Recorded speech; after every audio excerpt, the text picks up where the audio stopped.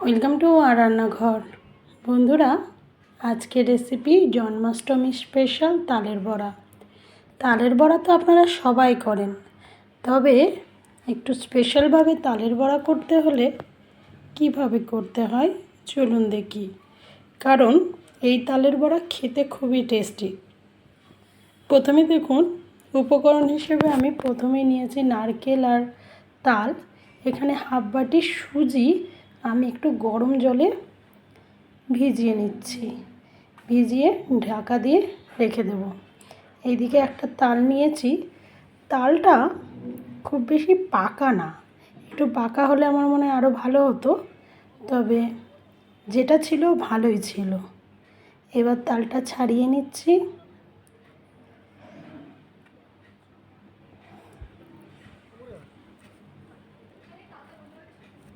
দেখুন, তাল ছাড়ানো হয়ে গেছে। এবার তালটা ঘষে নিতে হবে, তার জন্য একটু জল দিয়ে একটু নরম করে নিচ্ছি প্রথমে। এবার এই যে ছাঁকনির মতো যে ঝুড়ি, আপনারা যে কোনো পাত্রে বা যে কোনো জায়গায় যেভাবে ছাঁকতে সুবিধে হবে বা তালের পাল্পটা নিতে সুবিধা হবে সেইভাবে তালের পাল্পটা বের করে নেবেন। এবার একটা নারকেল ছিল, সেই নারকেলটা কুড়ে নিলাম। এবার একে একে মিশ্রণ দেওয়ার পালা।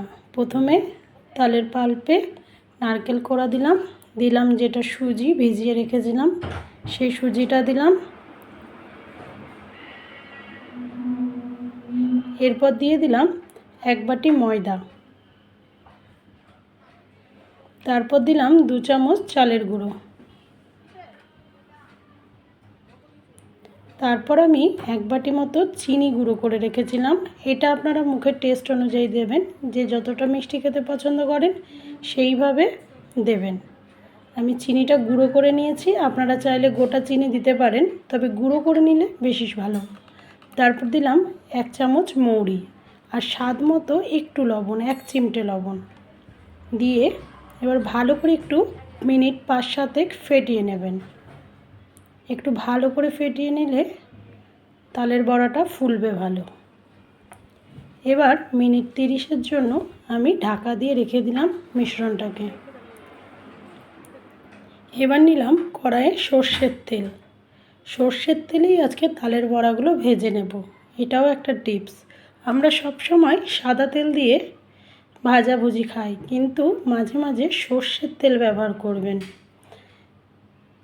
এই সর্ষের তেলে তালের বড়া একবার ভেজে দেখবেন, টেস্টটাই আলাদা।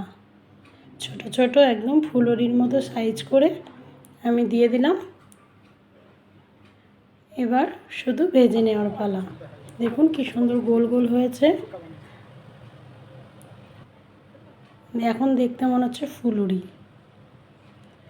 আস্তে আস্তে করে উল্টে দেবেন।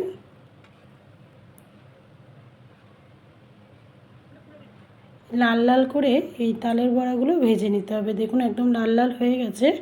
এবার তুলে নিচ্ছি। এই একটা তালে প্রায় আমার 100টা মনে হয় তালের বড়া হয়েছে, এবং মিনিট 10 লাগেনি সেটা আমার ফ্যামিলি শেষ করতে। ভাজতে ভাজতেই প্রায় শেষ, কারণ গরম গরম খেতেও খুব ভালো লাগছিল এবং ঠান্ডা হয়ে গেলেও খারাপ কিছু লাগছিল না। আপনাদের যদি আমার এই রেসিপি পছন্দ হয় প্লিজ অন্যদের সাথে শেয়ার করবেন। ভালো থাকবেন, সুস্থ থাকবেন এবং